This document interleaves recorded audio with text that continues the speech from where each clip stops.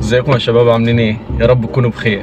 اجمل حاجه في الامهات انك تحس ان هم كلهم واخدين نفس الدوره التدريبيه في الامومه، واخدين نفس المنهج، مذاكرين من ملزمه واحده، ويا ريت بيجي بفايده. انتوا عارفين مثلا ايه؟ بلاحظ كل شويه ان الامهات عندهم شويه تهديدات مش مرعبه خالص، وشويه جمل كده غريبه وسرياليه حبتين ما تفهمهاش خالص. يعني مثلا تهديدات من نوع ايه؟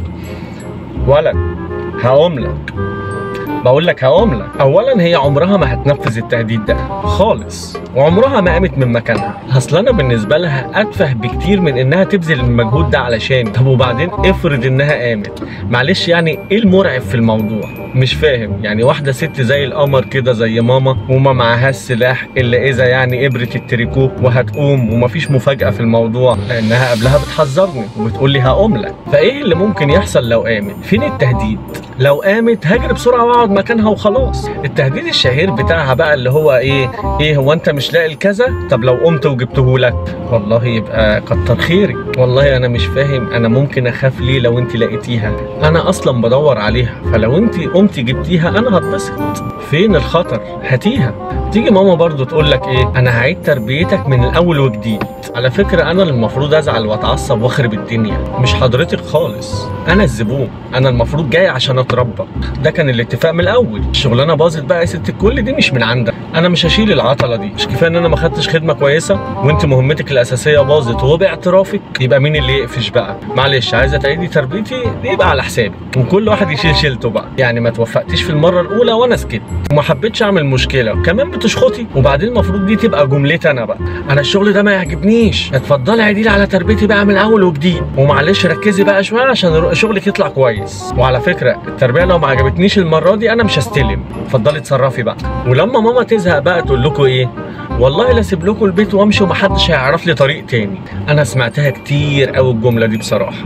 طب ليه يا ماما جو البرامج المفقودين بتاع قناه تالتة ده؟ تغيبت عن المنزل الحاجه فلانه منذ 3 أسابيع. نفسك تسمعي الجمله دي يعني؟ ليه جو المطاردات والاكشن والقفش ده؟ طب ما تسيبي البيت ونعرف مكانك عادي يعني، ده لو انت عايزه تفكي شويه يعني. ليه السسبنس؟ ما هو يا اما انت عند خالتي اللي في فيصل، يا اما انت عند طنط نوال اللي في الرابع. هي دي الاماكن اللي انت بتروحيها، هو مش لغز يعني.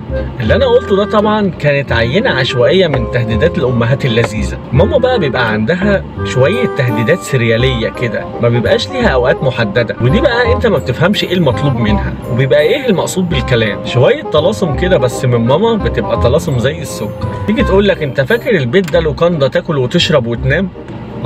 الحقيقه ايوه، انا فاكر ان هي دي وظيفه البيوت الاساسيه. دي معلوماتي، اني اكل واشرب فيه وانام. انا مش جاي استخرج فحم، ولا حضرتك كنت جايباني عشان اغير الديكور. انا جاي عشان اكل واشرب وانام.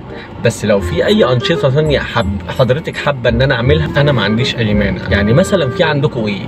في دورات تدريبيه، في نادي صحي، صالونات ادبي، تعليم تريكو. انا صح كان بقالي فتره كده عايز اتعلم ياباني في البيت. لو عندكم اعمل ايه؟ طيب بلاش انام. او تقول لك مثلا ايه؟ يا ريتك يا اخويا حافظ دروسك زي ما انت حافظ الاغاني كده. ما هو يا ماما انت مش هتتبسطي خالص لما تلاقي شاب مراهق بيستحمى وبيدندن نظريه فيثاغورس. ايه علاقه الاغاني بالدروس؟ ايه المقارنه دي؟ الحاجات ليه داخله ببعضها؟ عايز افهم. او تقول لك مثلا قوم اقرا لك كلمتين ينفعوك. بص يا ماما، اعظم كلمتين في الوجود مهما كانوا لا يمكن ينفعوا اي حد باي شكل من الاشكال. كلمتين هيعملوا ايه؟ وبعدين انهي كلمتين؟ طب ما تكتري العدد شويه، يعني خلي ايدك فرطه. قولي لي مثلا خد لك 12 كلمه، 48 كلمه، مش كلمتين. طب اختاري لي الكلمتين على الاقل، ما تسيبنيش كده محتار. وتتصل بيا وتقول لي انت فين، تقب وتغطس تبقى قدامي. اقب واغطس ليه يا ماما؟ هو انا جاي في الاتوبيس النهري هطلع لك من البلاعه؟ انا جاي بري عادي، انا جاي من على الدائري. اول ما اجي بقى الاقيها قاعده في الضلمه بتهز النجفه، قاعده على الكرسي المذهب الكبير بتاع الصالونات ده، مدياني ظهرها وتأدي بقى اداء مرعب. خش واقفل الباب وراك. الساعه كام في ايدك دلوقتي؟ كنت فين لغايه دلوقتي؟ كل ده والاف بي اي شغال اللي احنا كلنا عارفينه ده. يعني مثلا كانها مسكني تحري، او بعتت رجالتها جابوني في شوال مثلا. انا راجع البيت بارادتي على فكره يا ماما، وهخش طبعا واكيد هقفل الباب ورايا، مش هسيبه مفتوح في نصاص الليالي يعني، وهطفي النور وهلبس البيجامه وكل حاجه. في ايه؟ ابدا اجاوب على اسئلتها العميقه دي ولسه هفتح بقي تقول لي لا ما تردش عليا. الله، ما انت بتساليني، مش انت لسه بتساليني انت كنت فين؟ المفروض سؤال كنت فين ده اعمل ايه فيه؟ اطلع الخريطه واشاور؟ ابعت لك لوكيشن مثلا؟ اعمل ايه؟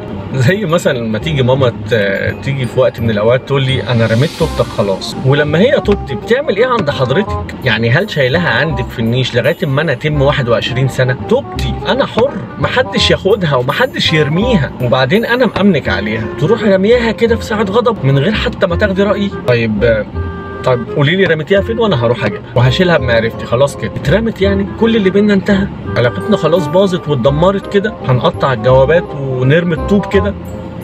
سلام. مبسوط معاكم واتمنى طبعا دعمكم، وما تنسوش تتابعونا على صفحتنا على الفيسبوك وعلى الانستجرام، والسبسكرايب الجميل واللايك والشير والتعليقات اللي هرد عليها طبعا بنفسي، واللي ما فعلش الجرس يفعل الجرس عشان لو في جديد يوصله كل جديد. شكرا.